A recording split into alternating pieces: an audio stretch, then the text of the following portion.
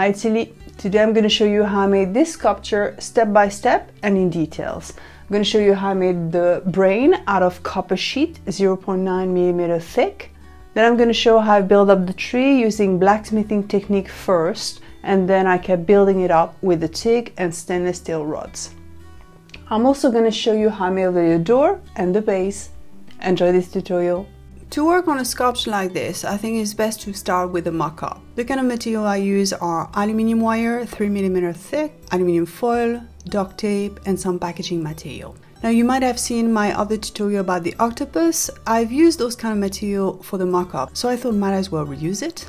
The head of the octopus wasn't too bad as a starting point for my brain, but it was a bit small. So I placed it on top of a polystyrene board, line it up, cut it out, and use plenty of aluminum foil to build it up and to create a bigger brain. I use a metal ruler to create a mark and separation in the middle of it. And then I wanted to create a template. I use some cinefoil. If you just have aluminum foil, that's fine. You can make a template with that. Personally, I like cinefoil because it's thicker, but it also makes it more clear for this tutorial if I work with this black sheet, because it gives more contrast when I place it onto the aluminum brain, so it's easier to understand what I'm doing. So I shape it tightly against my brain, use the metal ruler to follow the line in the middle. Then I use a pair of scissors and cut all around it, flatten it, round it up a little bit more. In terms of the measurement, I have 14 cm by almost 21 cm. Now in my previous project, you might have seen the other tutorial, I've noticed that to create this effect, I needed to have a piece of copper that were 20% bigger. So there's a reduction in size when you hammer it down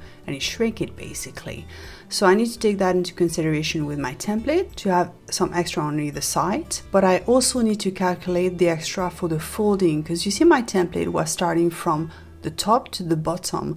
I need to have extra to be able to fold it inwards, otherwise I'm gonna have a gap. I took a sheet of paper, folded in 4, mark it up and cut it out with a scissor until I had a nice shape. And as you can see from my initial template, I calculate a bit more for what's gonna be hammer and shrink down, and then further extra bits to fold it. Now to build up my mock-up, I reused an old piece of plywood, some more polystyrene bits. I could have glued it to the plywood. I thought might as well use 4 long screws that will hold it in place. I had a wooden dowel that I pushed in the middle of it. I needed to make a hole inside of the brain to be able to get the dowel in. The dowels were obviously way too high, so I've adjusted, and that was my starting point. I took what used to be the tentacle of my octopus and wrapped them around my tree. I realized that my tree was still too high, so I had to cut it out and readjust it, and use some duct tape to hold the aluminium in place. I've used smaller bits of aluminium wire and duct tape them together to create the branches. I taped them to the aluminium foil to connect them and realized it might be best to cover the whole tree with duct tape, because I have a clear visual of which part is going to be steel, the one is covered in duct tape, and which part is going to be copper, the brain above it. So I kept building it up, adding all the kind of leftover and off bit to build up the volume, and adjusted the branch. I thought it could look cool if I have the branch going through the brain and outside through holes, so I dig some holes all around it and put some more branches into them. This is where I had as my initial mock-up. Now for the copper, I've used a sheet that is 0.9mm thick. I've copied the template that I did earlier with a permanent marker, copied it twice, cut it with my jigsaw, deeper it with my file initially, and then use my blender from Norton Vortex to blend and smooth everything around it. Now in order to work with this copper, I need to anneal it first. I've used a big propane bottle and an even bigger one of oxygen. Both of them were connected to my torch, and I had the adjustable valve to be able to control the amount of oxygen and propane getting into my torch. And I start the annealing process, going through all the stages of the different colors and then going dark. And what I'm aiming for is the cherry red. You see behind the flame here, I have the copper that looks red, and that's what I'm looking for. Once I reach this stage overall, I quench it into a bucket of water, dry it up a little bit, and now it's ready to work with. So I position it on the sandbag and use a plastic mallet. I ignore the edges and start to go all around it until I get to the center of it. I can feel that the metal is getting stiffer, so I need to anneal it again with the torch. And I'm gonna do the annealing process again and again throughout the whole project. I went for the second part. I kept ignoring the edges went all the way to the center, I start to get more and more of a round shape. Bumpy, that's absolutely fine. I kneaded again and went for a third pass, and now you can see I have a really high dome, and that's the goal. Go as high as you can manage. I went back to the torch and Lili, and then I placed a rubber mat on my bench, work upside down, and used the ball pen hammer, start hammering the edges because I wanted to stay upright as long as possible. And then I started hammering from above in different area, as you can see, and slowly the patterns start to show and be more and more pronounced with every blow. The copper wants to go down and I want it to stay up, so I had to fight against it and try to hammer the edges to keep them upward as much as possible. I always keep some image reference that's very useful to get back to in order to observe the pattern and the shape and try to create something as realistic as possible. I went underneath and started to use some dapping tool, the small one from underneath, to try to raise ridges. Turn it around, use the larger dapping tool and try to tighten my ridges from different direction. And that's something I've been doing repeatedly. Create a ridge with the small dapping tool and then go from above with the larger dapping tool to tighten those ridges. My copper sheet always wanted to go back down and I always tried to bring it back up. So hammering the edges was really important and I've done this constantly. And you can see from underneath, the dapping tool I've used are quite wide, and I think moving forward I use smaller and smaller one to get the ridge tighter basically. And it was a little dance back and forth, try to get the whole shape upward as much as possible, get into the small dapping tool from underneath and then the large dapping tool from above to tighten the ridges. And putting the whole plate upwards and hammering the edges significantly really helped create the ridge on the edges of my shape. Working on the sandbag was a bit better as well, so I have more control and more space to maneuver with my dapping tools. And it was always about this idea of tightening those ridges as much as possible from different direction. One thing I've noticed is that by the time I have all this fold, it took forever to anneal it. It's not like when I was working with a flat sheet. It took much more time to anneal, and you can see it coming together. Now it looks like something. So I've used the biggest ball I can find and clamp into the vise and use that as a starting point to run the whole shape. Then I went back on the sandbag, keep hammering it, and you can slowly see the brain shape emerging. I went back to my reference image regularly to make sure it fits. One spot, as you can see here, is a bit short, so I decided to use that as a starting point, use the ruler and the permanent marker and create a line all around it.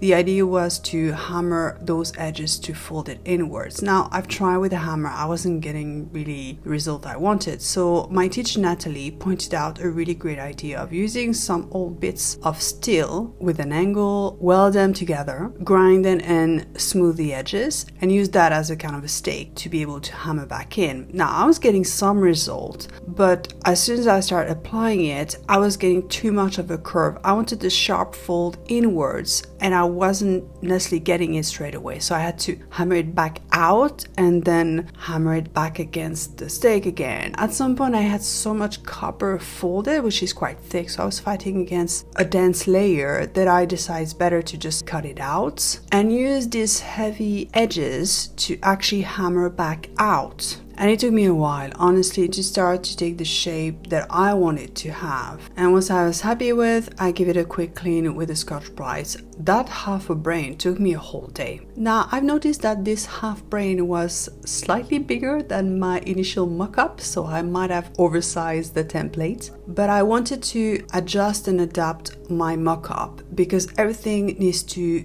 get bigger. So I grabbed just every bit of packaging material, some duct tape. As you can see, I'm not looking for the detailed, beautiful mock-up. I'm literally building it up quickly just to get some mass. Cover the whole thing with aluminium foil. And now that I've updated the brain in terms of the size, the scale of the rest of the sculpture doesn't make sense anymore. So I need to build up the base and I need to upgrade the tree as well. It needs to go upwards and it needs to get thicker. I think it's worth spending the time on the mock-up because it gives me all all the information I need in terms of proportion. By the time I get into the forge, I know exactly what I have to do. And I've also decided to add layer door just because it's cute, and I think it will add to the storytelling of this piece. Now obviously I've done half a brain, and you can see it's significant, the reduction in size from the initial plate. And now I have to start the whole process again. The initial shaping wasn't too bad because I have to replicate the same thing. What was incredibly difficult is matching the other half. Honestly, I drove myself nuts. I still have a big gap underneath, but I thought I'm gonna live with it because I spent hours trying to match it, but it was so damn difficult. At some point I was like, you know what, I need to let go. I decided to glue it instead of welding it. I did up some big clamp that I preset on either side, used some epoxy glue, 2 parts, mix it up in a little container properly, apply on each side in thick layers, and then close it together, and then quickly grab the clamps. You really need to get them nearby and already set up. My hands were covering glue. It was such a difficult, intricate shape to hold. So I added more clamps to try to make sure I had the tension from above. That's going to be the part that's going to be the most visible. So I need that part to be as tight as possible. Okay, now let's tackle the tree. I found a piece of stainless steel, which is great as a base. I'm going to remove it later, so it's a temporary base. Then I use a 20 mil thick milestone round bar, mark up the height of the tree, cut it out. I've used 2 magnetic arrows to make sure it was square, take it in place. Then I mark up roughly the height where the tree was starting from the base. Took a few pieces of steel and roughly marked them up, and then grab the disc cutter. As you can see, I was not exactly going for details here, and I just wanted a rough cut to be able to place my bar in the middle. And oh my god, that's beautiful. Look at this detailing. This craftsmanship is exquisite. So I obviously dig it. Oh, it's magnificent. And I've decided to cut the edges because that was the real issue here, not the way it looks. Now to forge the tree, I've used some mild steel bar, 20 mil, 15 mil, and then smaller one up to 5 mil and 3 mil to create the branches. I got them into the fire to the right temperature and start to forge them. My first goal was to draw them and extend them by hammer it on one side, switch it 90 degrees and hammer it on the other side. So I was just squaring it up and extended it. I focused more on the end bit to get it into a point, and then focus into getting it smooth and rounded, working with the hammer in sections. Once I was happy with that, I start to shape them. So I get up to the edge of my anvil, so I stay away from the tip of my bar and start rounding it up, then went back to the tip and round it on the opposite direction. That gave me a nice little curve and shape to start the roots of my tree. Once I had this shape in place, I wanted to go upwards towards the tree. So I placed it on the area of the anvil that was more flat, especially with the corner here, because you see by tucking it into this corner, that gives me some leverage and that helps forcing the bar upwards. I wanted this bar to wrap around the center of my tree. So then I had to create a larger curve going upwards. And I went back and forth until I had one that I was satisfied with. The great thing is I had my mock-up and I had my initial setup. So I can try it out, see if it's the right curve or if it needs some adjustment. And once I had a design that I like, I quenched it into water. Then I mark it up with a permanent marker. I decided to cut it at an angle. Use the cutting disc. I was happy with this first root, so I dig it in place against the main central trunk, if you want. So I had one done. Now, because I've cut it at an angle, I made my life much easier moving forward, because you can see when it comes to draw the bar and getting into the pointy round bits, I'm halfway there already. So moving forward, that's the thing I've been using all the time, to cut them each at an angle. So I worked on the second one, mark it up, cut it out, and weld it in place. So far I was using blocks to try to hold it in place because it's such an odd shape to hold with clamps and such. Now I've also used these side arms, I don't know how to call it, but it helps getting into the right position. And I kept at it, shaping them one at a time, welding them onto the tree. And I can see that my welds weren't the cleanest because I have so much oxide on my bar. So one way to do it would have been to clean up properly each bar before welding it. I wanted a quick solution. So I used my Dremel with a little burr and clean up just the area that I needed to weld. And moving forward, I've only used stainless steel rods to make my weld, and I had much better result that way. I kept at it until I had 6 roots that were welded to the central pole. The day that I had access to the forge to sculpt my tree, we had a heat wave, so it was literally 30 degrees Celsius outside and probably what felt like 1,000 degrees Celsius in front of the forge. It was a sweaty day.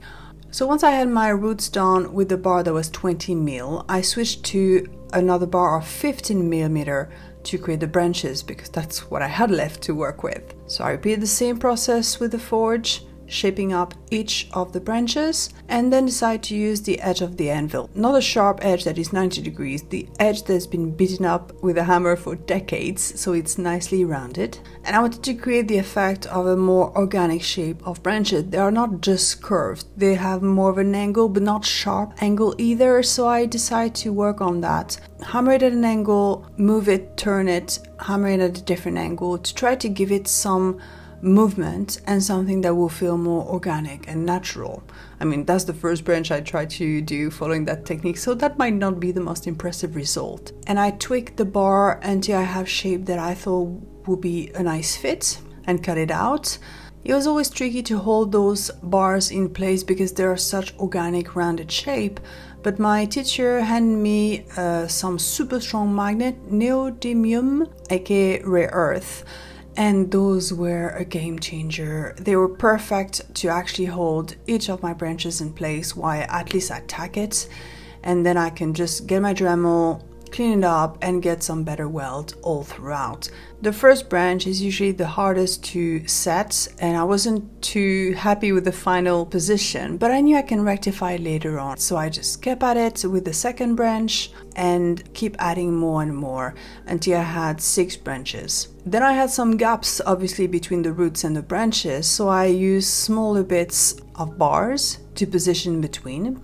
I've also cut some slices of my bar at an angle, as you can see here, and just stuck them up so I can build up some mass. I've also shaped what will be the surrounding of my little door, and I spend my time on it, try to adjust it until it fits nicely. I didn't want to weld it yet. I knew it was a really important feature, so I wanted to wait until a bit later so I was absolutely sure of the position of this one. Now my branches upwards needed a little twig. They were not a perfect fit around the brain. I brought my torch, heated up the area that I wanted to change until I get a nice orange, and then grab some plier, you can hammer it and force it into a different position. Then I'll make it more clear which other branch needs to be changed as well. So I went from one branch to another and tweaked them until I had a better fit around the brain. It still will need more adjustment, but I was happier already that way. Now I needed a good deep clean, so I used a flap disc and spent a considerable amount of time cleaning it up.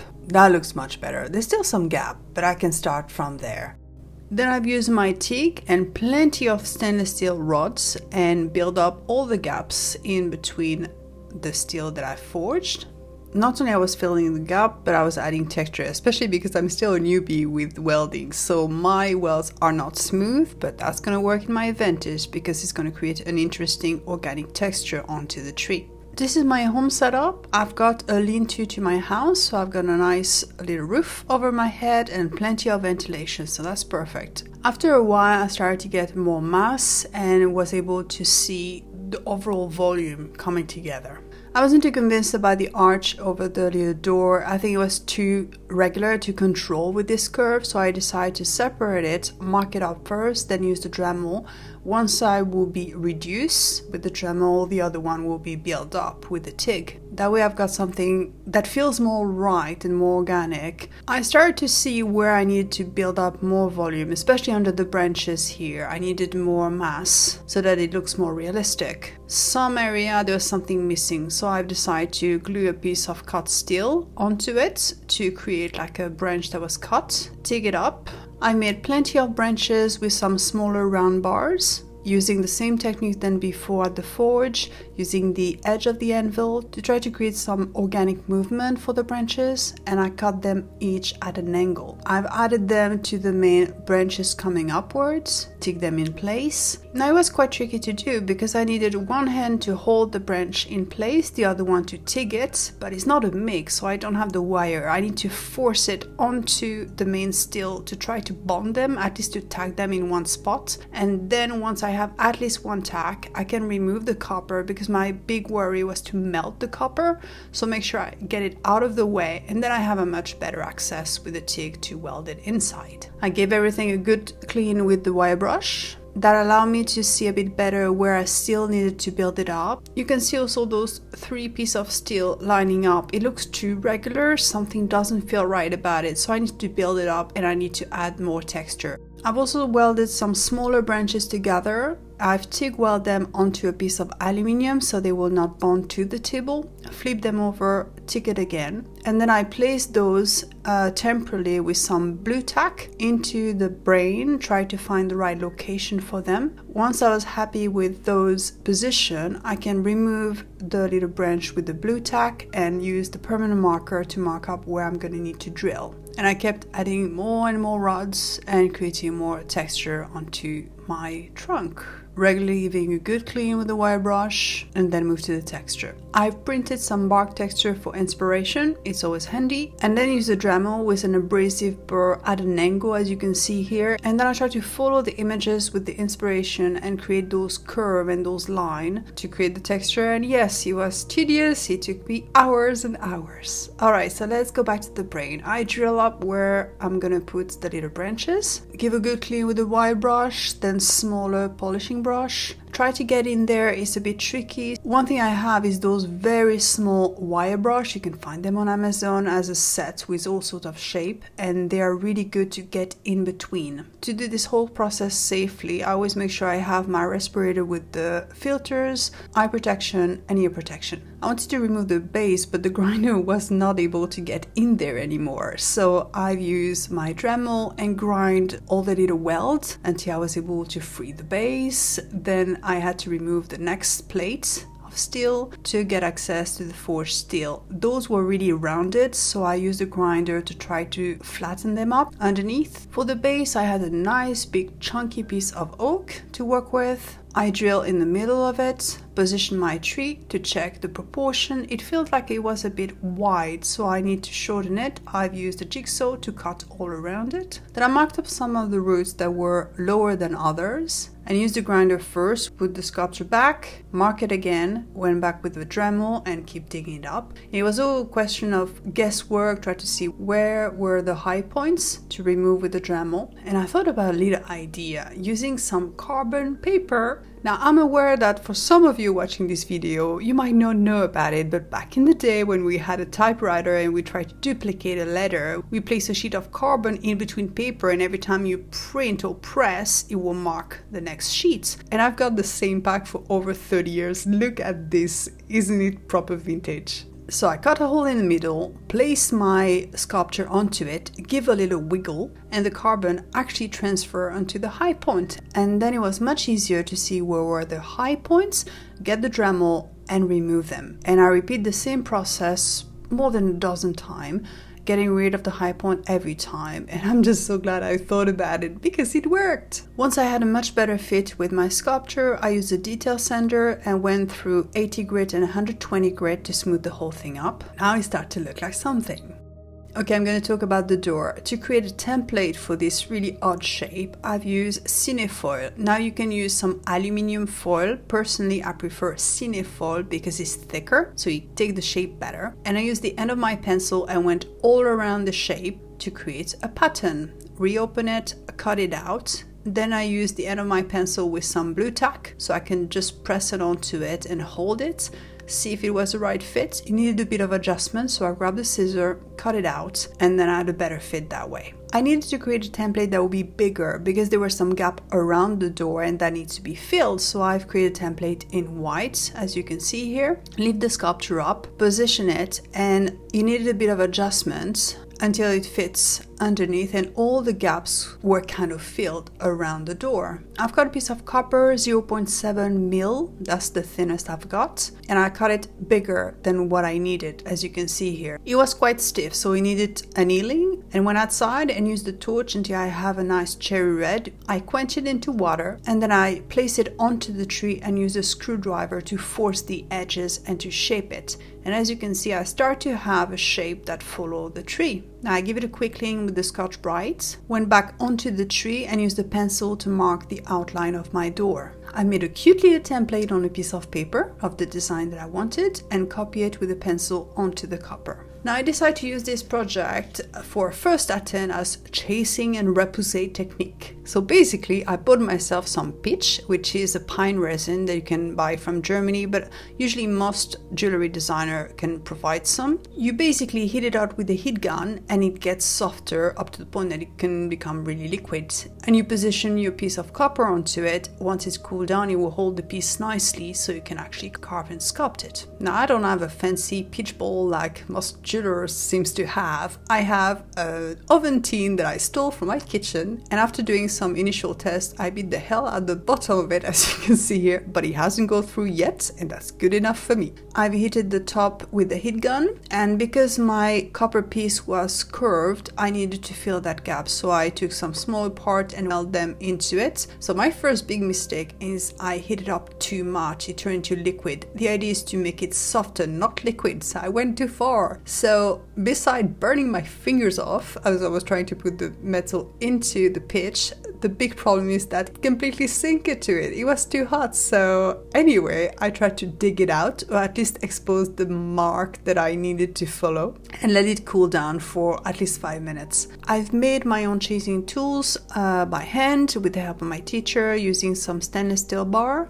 They're not the most precise, as I'm gonna quickly learn, but you know what? I'm proud of them. So once the pitch was cool, I started to shape it. I used some dapping tool, really small, to start with a central heart and hammer it in. Then use a chasing tool that was straighter and start to follow the line of what will be the plank that composed the door. Now I'm aware that that's not the most impressive example of this technique, but you know what, we all need to start somewhere. This is my first real project with this technique. I'm trying it out and I'm learning as I go. Then I used the heat gun and the screwdriver to leave the plate. It was really messy because it had sunk so deep, so I had to clean it up by using the heat gun and remove it with some paper towel, and then flip it like a pancake and repeat the same process on the other side. This time I've learned my lesson. I warm it up, but not too long. Now that I've raised my line of what's gonna be the plank, I can go back with a flat rounded chasing tool and dig my plank further outwards. Now I wanted some detail around my heart, and one tool that actually works is a small screwdriver. I know you're not supposed to use a screwdriver, but you know what, that's what I had available and it works. Then I heat it up and lift it again, clean it up.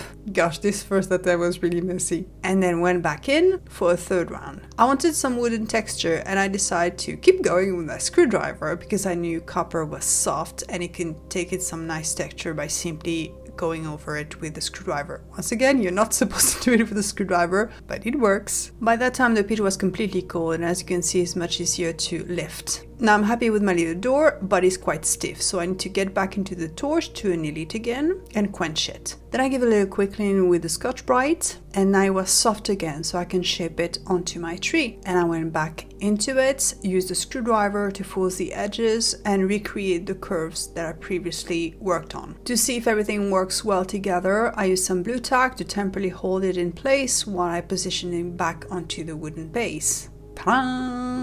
Oh, I was so damn proud. I give it a little clean with some polishing wheels in my Dremel and decide to stain the base with some dark oat stain, and as you can see I use way too much too quickly. Then I clean up the brain using acetone. My big goal was for everything to be cleaned up, especially in between, and what I've ended up using is actually the brush to make sure it was properly clean in there. I decided to use some liver of sulfur. So I've used a big bucket of water, poured plenty of bicarbonate of soda into it. That will make it a neutralizing bath. Then use the liver of sulfur. The one I've got is gel, but there's different version of it. Mix it up with warm water and then use a brush to apply it. And as you can see, I like how quickly it is. You just apply it and poof, it goes super dark really quickly.